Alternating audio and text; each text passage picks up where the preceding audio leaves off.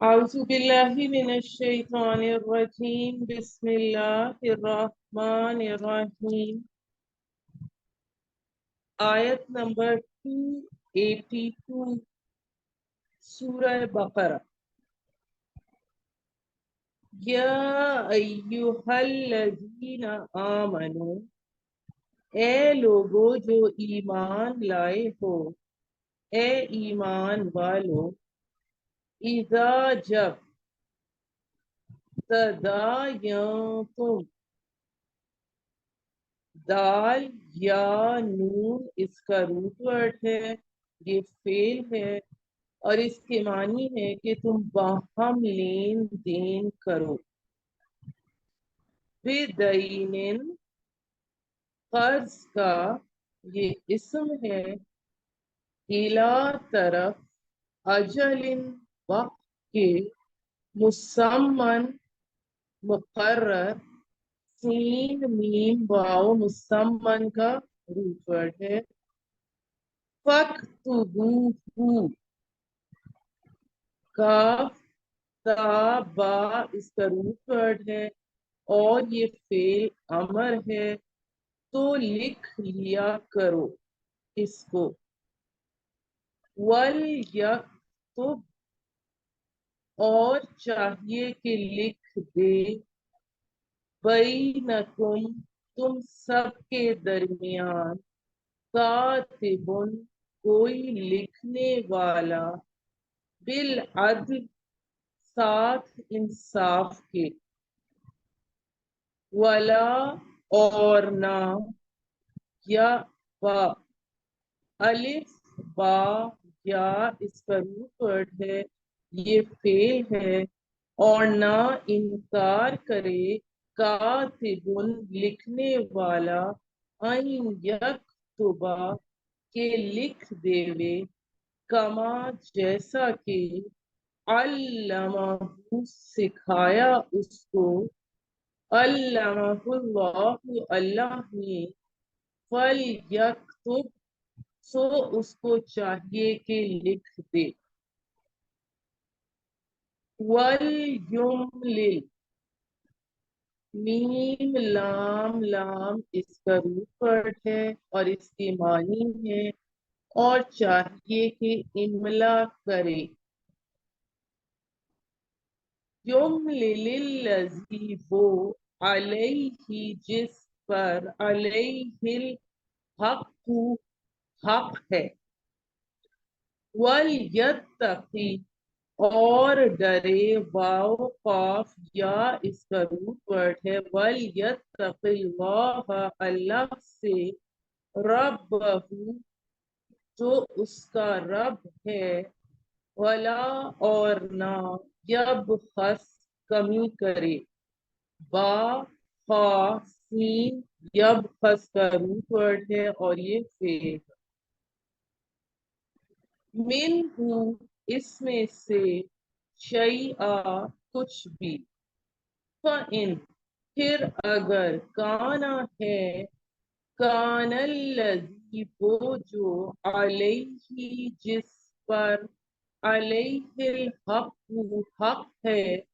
صفیحن بے عقل، سین فا ہا اس کا روٹ ورڈ ہے، صفحا سے ہے، او ضعیفن یا ضعیف ہے، او یا لا نہیں، یستطیع وہ استطاعت رکھتا، واو عین اس کا روٹ ورڈ ہے، ان کے یملا وہ املا کرائے، ہوا پس وہ، فل یملل املا کرے، ولی اس کا ولی، بالعدل ساتھ انصاف کے، وَاسْتَشْهِدُوا اور گواہ کرو، شہیدینی دو گواہ، یار دو کو ظاہر کر رہا ہے، شہیدینی کہنے، من رجالکم تمہارے مردوں میں سے،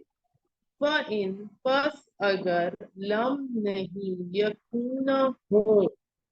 रजुलैनी दो मर्द, फरजुलन बस एक मर्द, रजुलुन वम्रअतानी और दो औरतें, वम्रअतानी का रूट वर्ड है मीम रा अलिफ, मिम्मा उसमें से जो तरज़ौना जिनको तुम पसंद करते हो, रा ज़ाद वाव रजा से है राजी हो, मिनश शुहदाई गवाहों में से, आम के तज़िल्ला भूल जाए, ज़ाद लाम लाम इसका रूट वर्ड है इहदाहुमा उन दोनों में से, हुमा दो को जाहिर कर रहा है, फतुज़क्किर बस याद दिलाए, इहदाहुमा उन दोनों में से एक, उखरा दूसरी को, वला और ना, या बा इनकार करें, अलिफ बा या इसका रूट वर्ड है, या बस शुहदा गवाह, इजा जब भी, माँ वो जो, दुऊ बुलाए जाएं, दाल आइन वाव इसका रूप है, वह और ला नहीं, तस अमू काहिली करो, सीन अलिफ मीम इसका रूट वर्ड है फेल है, के तख्तुबूहु तुम लिख लो इससे, सगीरन छोटा हो, औ या कबीरन बड़ा, इला तरफ अजली मियाद तक, जालिकुम वो तुम्हारे लिए, अक्सतु ज्यादा इंसाफ है, कंपैरेटिव डिग्री है, नजदीक अल्लाह के, व अक़वम और ज्यादा दुरुस्त रखने वाला है, क़ाफ वाव मीम इसका रूट वर्ड है, लिशहादती गवाही को, व अदना और ज्यादा करीब है, दाल नून वाव इसका रूट वर्ड है, अल्लाह के ना, तरताबू सुबह में पढ़ो, रा या बा इसका रूट वर्ड है, इल्ला मगर ये कि, के तकूना हो, तिजारतन तिजारत, हाजिरतन हाजिर यानी हाथों हाथ, तुम तुदीरूनहा तुम लेन देन कर रहे हो जिसका, तुदीरूनहा का रूट वर्ड है दाल वाव रा, बैनकुम आपस में, फलैसा बस नहीं, अलैकुम तुम सब पर, जुनाहुन कोई गुनाह, अल्लाह के ना, तख्तुबूहा तुम लिख लो इसे, काफ्ताबा तख्तुबूहा का रूप, व अशहिदू और गवाह कर लिया करो, शीन हा दाल इसका रूट वर्ड है, इजा जब भी, तबा या तुम सौदा करो, बा या आइन इसका रूट वर्ड है, वला और ना, युज़ारा ज़ाद रा रा इसका रूट वर्ड है, नुकसान करे, कातिबुन लिखने वाला, वला शहीद और ना गवाह, और अगर, तफअलू तुम करोगे, फ़इन्नहु पस बेशक वो, फुसूकुन गुनाह है, बिकुम तुम्हारे अंदर, वत्तकुल्लाह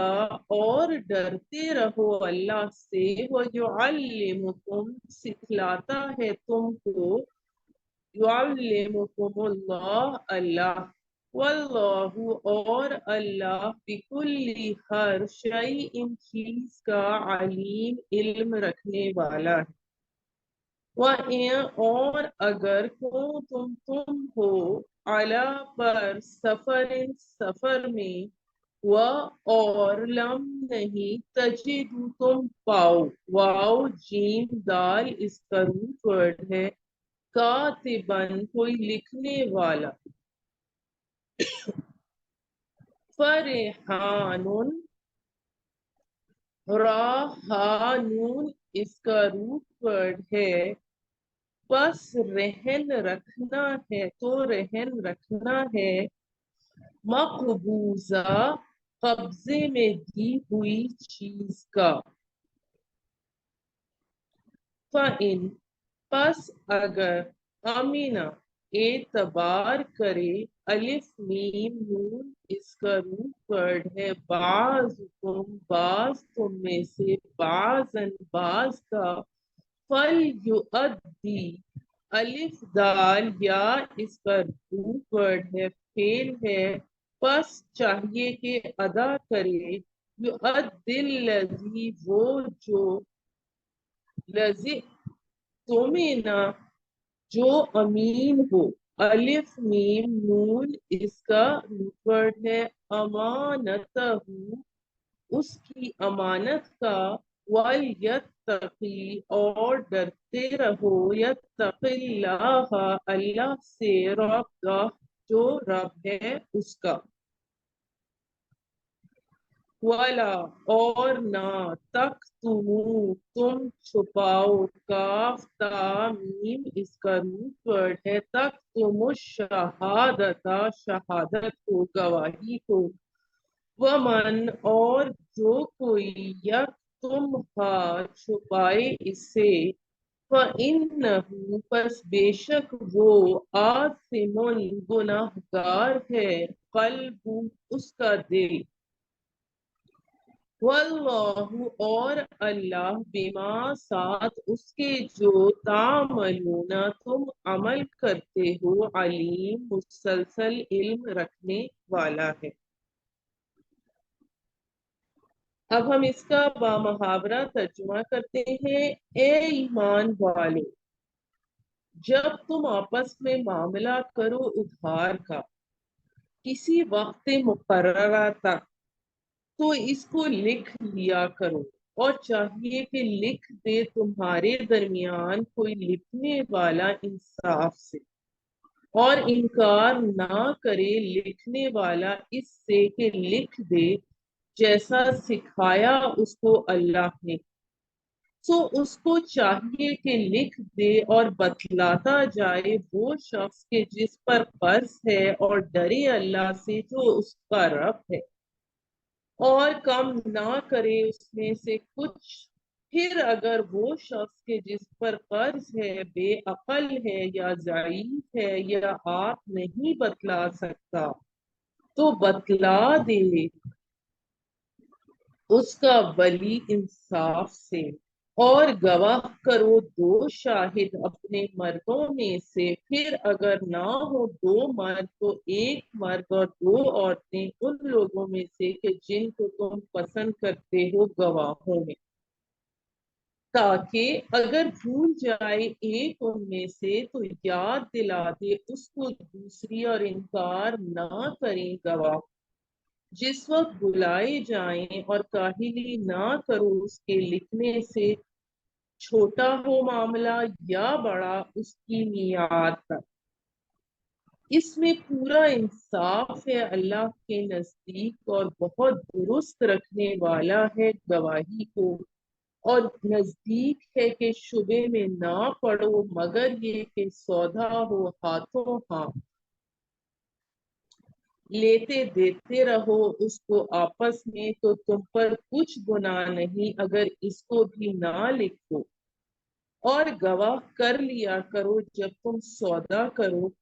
اور نقصان نہ کرے لکھنے والا اور نہ گواہ اور اگر ایسا کرو تو یہ گناہ کی بات ہے تمہارے اندر اور ڈرتے رہو اللہ سے اور اللہ تم کو سکھلاتا ہے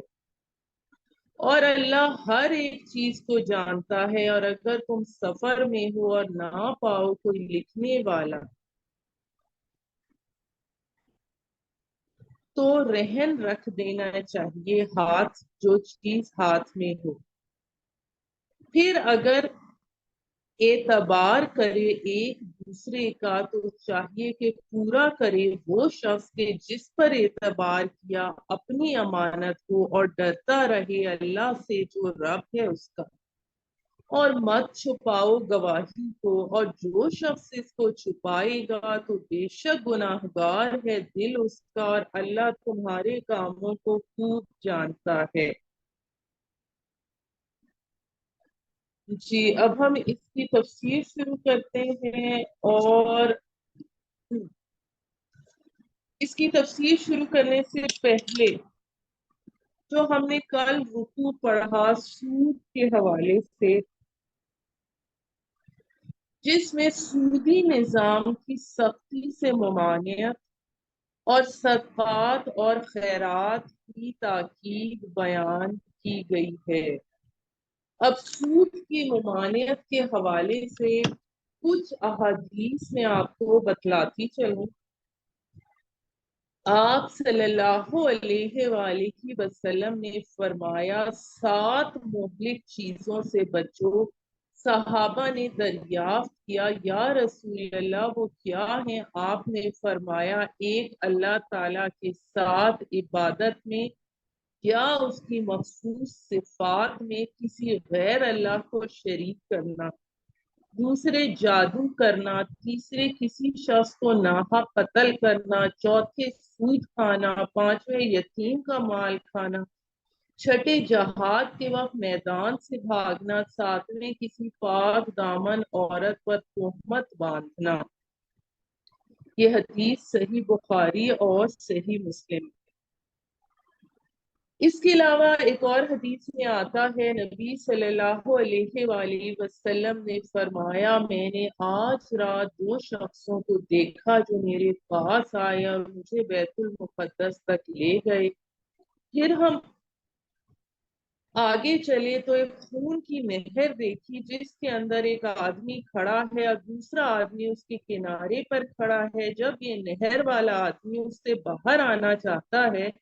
تو کنارے والا آدمی اس کے منہ پر پتھر مارتا ہے، جس کی چوٹ سے وہ بھاگ کر پھر وہیں چلا جاتا ہے جہاں کھڑا تھا۔ پھر وہ نکلنے کا ارادہ کرتا ہے تو پھر یہ کنارے والا آدمی یہی معاملہ کرتا ہے۔ آپ نے فرمایا کہ میں نے اپنے 2 ساتھیوں سے پوچھا یہ کیا ماجرا ہے، تو انہوں نے بتایا کہ یہ خون کی نہر میں قید کیا ہوا آدمی سود کھانے والا اپنے عمل کی سزا پا رہا ہے۔ یہ بھی صحیح بخاری کتاب البیوع میں ہے۔ نبی صلی اللہ علیہ وآلہ وسلم نے سود لینے والے پر بھی لعنت فرمائی، سود دینے والے پر بھی، سودی معاملہ پر گواہی دینے والے اور اس کا وثیقہ لکھنے والے پر بھی لعنت فرمائی ہے۔ آپ کا ارشاد ہے کہ 4 آدمی ایسے ہیں کہ ان کے بارے میں اللہ نے اپنے اوپر لازم کر لیا ہے کہ ان کو جنت میں داخل نہ کرے گا اور جنت کی نعمت نہ چکھنے دے گا۔ وہ 4 یہ ہیں: شراب پینے کا عادی، سود کھانے والا، یتیم کا مال ناحق کھانے والا، اور اپنے والدین کی نافرمانی کرنے والا۔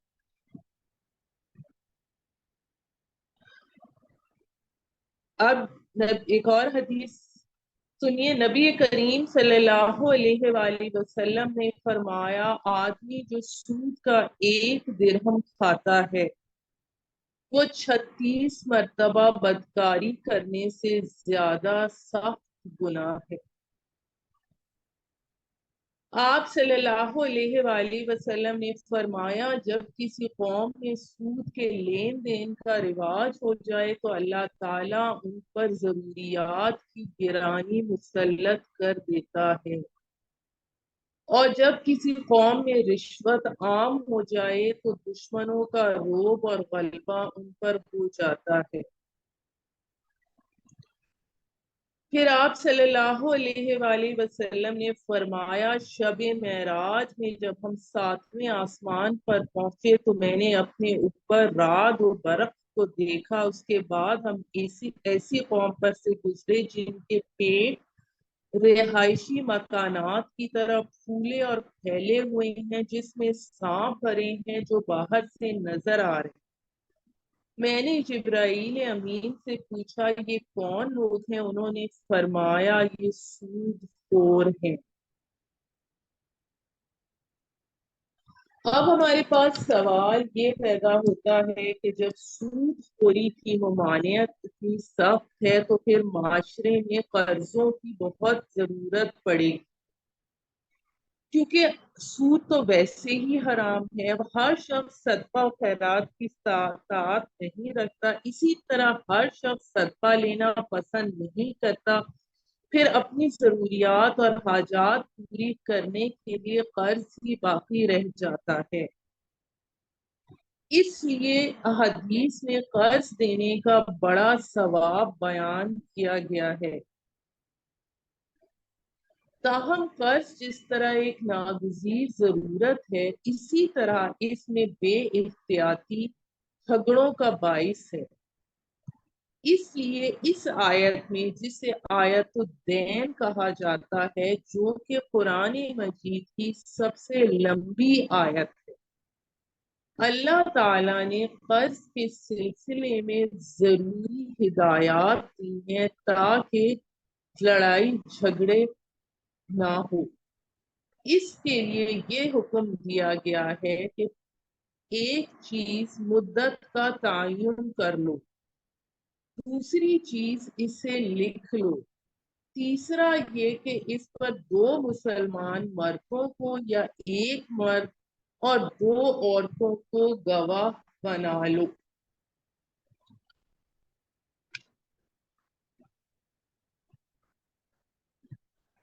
اس کی اب ہم تھوڑی سی ڈیٹیل میں جاتے ہیں کہ آیت دین میں ہدایت کی گئی ہے کہ قرض کا باہم لین دین ہو یا آپس کا کاروباری معاملہ ہو تو اس کو باقاعدہ طور پر لکھ لیا جائے اور اس پر دو گواہ مقرر کر لیے جائیں. کسی بھائی کو، دوست کو یا عزیز کو قرض دیتے ہوئے یا کوئی کاروباری معاملہ کرتے ہوئے یہ خیال کیا جاتا ہے کہ اس سے کیا لکھوانا، وہ کہے گا کہ مجھ پر اعتماد ہی نہیں ہے.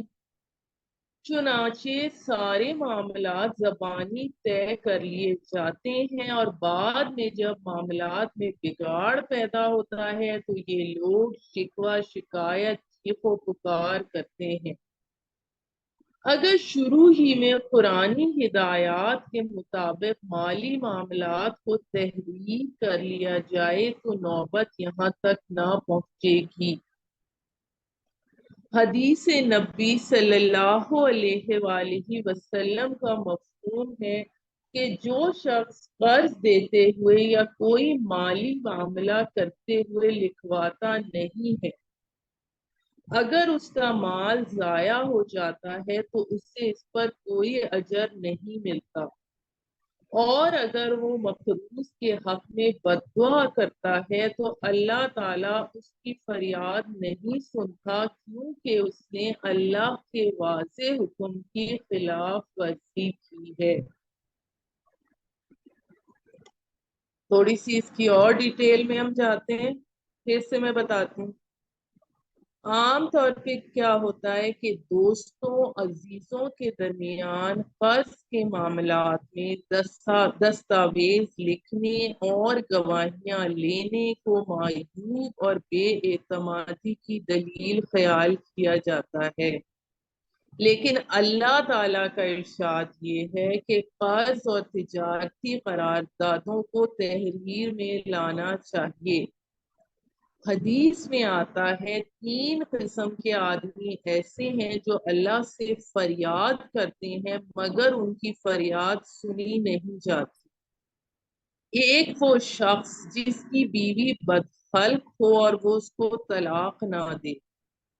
دوسرا وہ شخص جو یتیم کے بالغ ہونے سے پہلے اس کا مال اس کے حوالے کر دے۔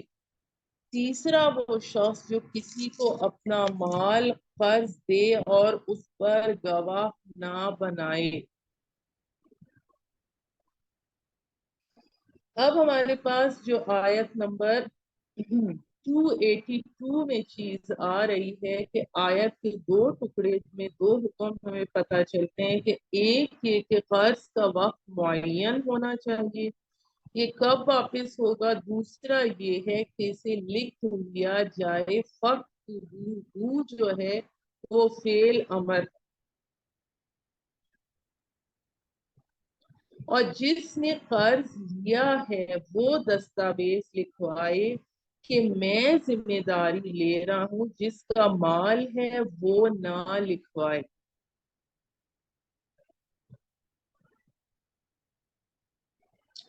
پھر اس کے لیے گواہ ایسے لوگوں کو بنایا جائے جو اپنے اخلاق اور دیانت کے لحاظ سے بالعموم لوگوں کے درمیان قابل اعتماد سمجھے جاتے ہوں۔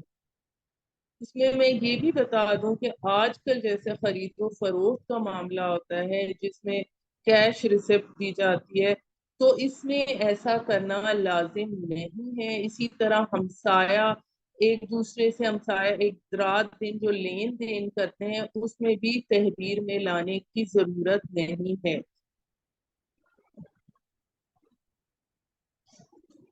پھر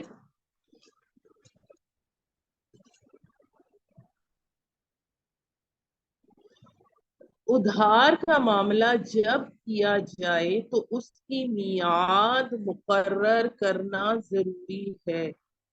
غیر معین مدت کے لیے ادھار دینا لینا جائز نہیں، کیونکہ اس سے جھگڑے فساد کا دروازہ کھلتا ہے۔ میعاد بھی ایسی مقرر ہونی چاہیے جس میں کوئی ابہام نہ ہو، مہینہ اور تاریخ کے ساتھ معین کی جائے۔ کوئی مبہم میعاد نہ ہو، جیسے کھیتی کرنے کا وقت، کیونکہ وہ موسم کے اختلاف سے آگے پیچھے ہو سکتا ہے۔ پھر جو اس میں ہدایت کی گئی ہے کہ کاتب جو ہے، جو لکھنے والا ہے، وہ کسی فریق کا مخصوص آدمی نہ ہو بلکہ غیر جانبدار۔ پھر کاتب کو ہدایت کی گئی ہے کہ انصاف کے ساتھ لکھے، دوسرے کے فانی نفع کے لیے اپنا دائمی نقصان نہ کرے۔ تیسری چیز یہ کہ اللہ تعالیٰ نے اس کو لکھنے کا ہنر دیا ہے، وہ لکھ سکتا ہے، تو اس کا شکرانہ یہ ہے کہ وہ لکھنے سے انکار نہ کرے۔ پھر اس کے بعد یہ جو ہے وَلْيُمْلِلِ الَّذِي عَلَيْهِ الْحَقُّ، یعنی وہ لکھوائے وہ آدمی جس کے ذمہ حق ہے، یعنی جس شخص کے ذمہ ادھار ہے وہ دستاویز کا مضمون لکھوا دے، کیونکہ یہ اس کی طرف سے قرار نامہ ہوگا اور لکھوانے میں بھی یہ احتمال تھا کہ کوئی کمی بیشی نہ کر دی۔ اب اگر کوئی شخص جو ہے وہ نابالغ ہے، بچہ ہے یا گونگا ہے یا دوسری زبان بولنے والا ہے جس کو کاتب نہیں سمجھتا، تو یہ دستاویز لکھوانے پر اس کو قدرت نہیں ہوتی، تو ایسی صورت پیش آنے میں ان کا ولی لکھوا دے۔ اور اگر کوئی مجنون نابالغ ہے تو ولی کا ہونا ظاہر ہے کہ اس کے سارے معاملات ولی ہی کی معرفت سے ہوں گے، چاہے گونگا ہے، دوسری زبان بولنے والا ہے، تو بھی ولی یہ کام کر سکتا ہے۔ پھر گواہوں کی کیوں ضرورت ہے کہ صرف تحریر کافی نہیں ہے بلکہ گواہ بنانے کے اگر باہمی جھگڑا پیش آئے تو عدالت میں ان گواہوں کی گواہی سے فیصلہ ہو سکے۔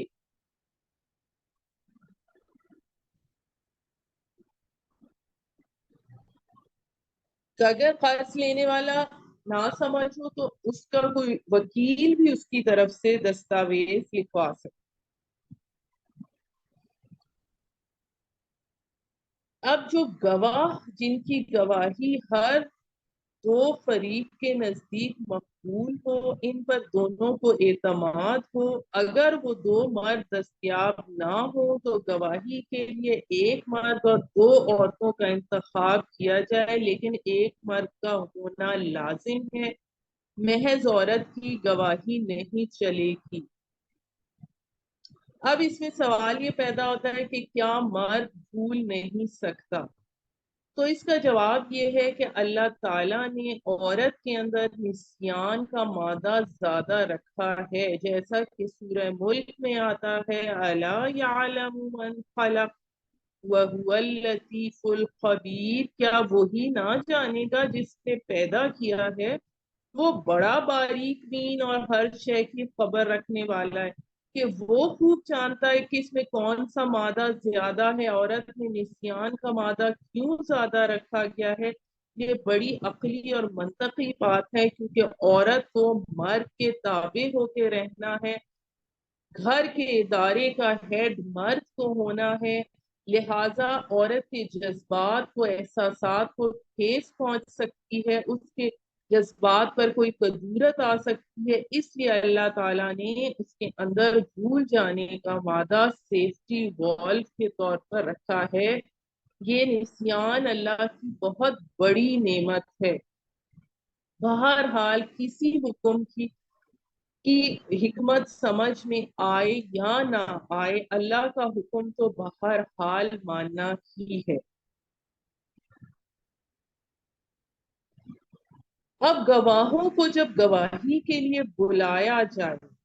تو آ کر گواہی دیں، اس سے انکار نہ کریں، جیسا کہ اسی صورت کی آیت نمبر 140 میں ہم پڑھ چکے ہیں۔ وَمَنْ أَظْلَمُ مِمَّنْ كَتَمَ شَهَادَةً عِنْدَهُ مِنَ اللَّهِ، اس شخص سے بڑھ کر ظالم کون ہوگا جس کے پاس اللہ کی طرف سے ایک شہادت موجود ہو اور وہ اسے چھپائے۔ تو قرض خواہ چھوٹا ہو یا بڑا ہو، اس کی دستاویز تحریر ہونی چاہیے کہ میں اتنی رقم لے رہا ہوں، اتنے وقت میں لوٹاؤں گا، اس کے بعد قرض خواہ اس مدت کو بڑھا سکتا ہے، مزید مہلت دے سکتا ہے، بلکہ معاف بھی کر سکتا ہے، لیکن قرض دیتے وقت اس کی مدت معین ہونی چاہیے۔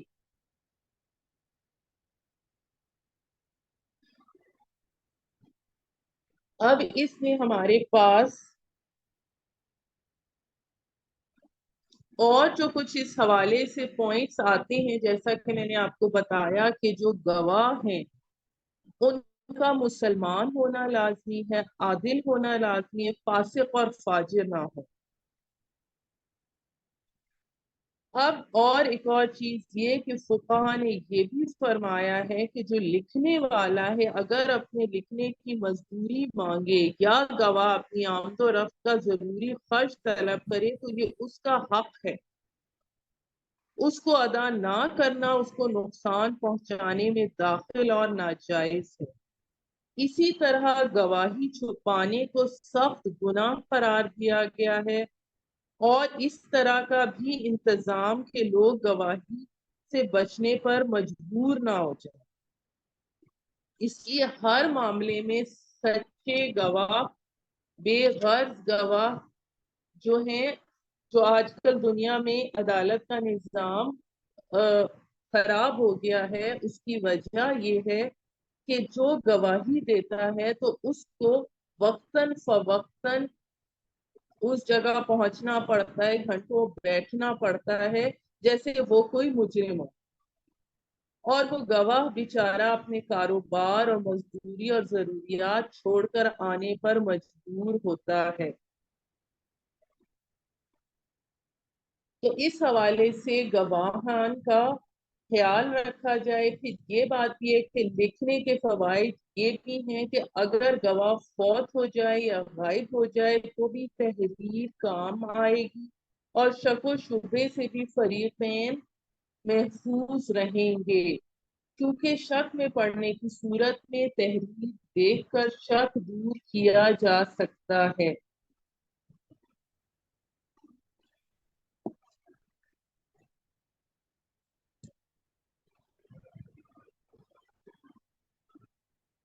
اب اگر ایسی صورتحال ہے کہ جس کے نتیجے میں کوئی قرض لینے والا جو ہے وہ سفر پر ہے،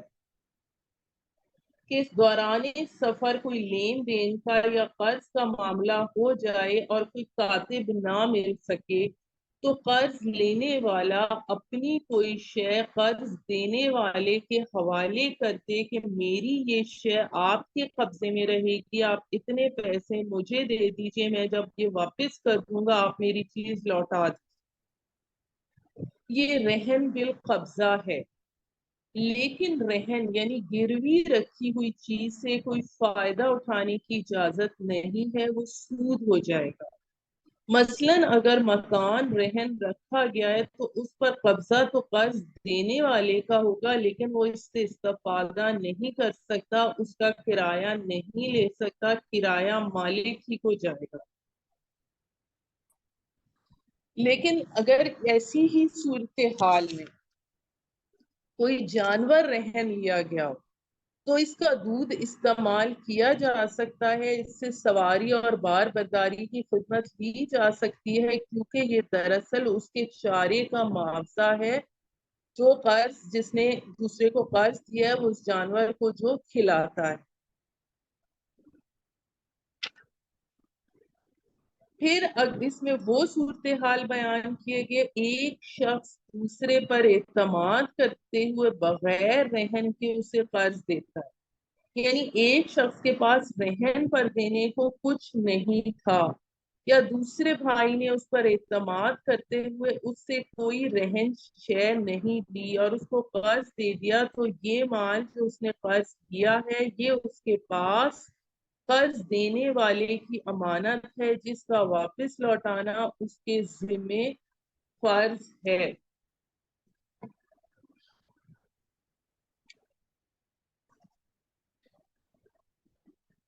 جس سے یہ اس پوائنٹس کو اینڈ والے پوائنٹس کو میں ایکسپلین کرتی ہوں کہ ایک تو صورتحال یہ ہے کہ سفر میں قرض کا معاملے کی صورت پیش آ گئی، وہاں لکھنے والا کاغذ پینسل نہ ملی، تو قرض لینے والا کوئی چیز قرض دینے والے کے پاس رہن یا گروی رکھا۔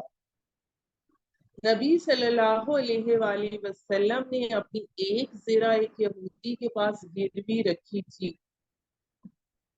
لیکن یہ جو چیز ہوتی ہے اس کے سے نفع جو ملتا ہے اس نفع کا حقدار مالک ہوگا۔ اب اس کی جو اس کے آخر میں اس رکوع کے آ رہا ہے کہ اور گواہی کو نہ چھپایا کرو، اور جو کوئی گواہی کو چھپائے گا تو اس کا دل گناہ گار ہوگا، اور جو کچھ تم کر رہے ہو اللہ اسے خوب جانتا ہے۔ اب گواہی کا چھپانا جو ہے وہ کبیرہ گناہ ہے، اس پر سخت وعید قرآن اور حدیث میں آئی ہے۔ صحیح مسلم کی حدیث ہے، نبی صلی اللہ علیہ وآلہ وسلم نے فرمایا وہ سب سے بہتر گواہ ہے جو گواہی طلب کرنے سے قبل ہی از خود گواہی کے لیے پیش ہو جائے۔ صحیح مسلم میں ہے۔ دوسری روایت میں بدترین گواہ کی نشاندہی فرمائی گئی ہے، کیا میں تمہیں وہ گواہ نہ بتلاؤں جو بدترین گواہ ہے؟ یہ وہ لوگ ہیں جو گواہی طلب کرنے سے قبل ہی گواہی دے دیتے ہیں، مطلب یعنی جھوٹی گواہی دے کر گناہ کبیرہ کے مرتکب ہوتے ہیں۔ پھر اس آیت میں خاص دل کا ذکر کیا گیا کہ دل تمام اعضاء کا سردار ہے، اگر یہ صحیح رہے تو سارا جسم صحیح رہتا ہے، اور اگر میں فساد اس میں آ جائے تو سارے جسم فساد کا شکار ہو جاتا ہے۔ یعنی بعض گناہ ایسے ہوتے ہیں کہ ان کا اثر ان کے ظاہری اعضاء تک محدود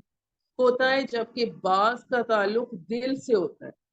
شہادت کا چھپانا اسی نوعیت کا گناہ ہے کہ اگر کسی کا دل داغدار ہو گیا تو باقی کیا رہ گیا۔ کیونکہ ارادہ جو ہے انسان کا وہ دل ہی سے ہوا کرتا ہے۔ سبحان ربک رب العزت عما یصفون والسلام علی المرسلین والحمد للہ رب العالمین۔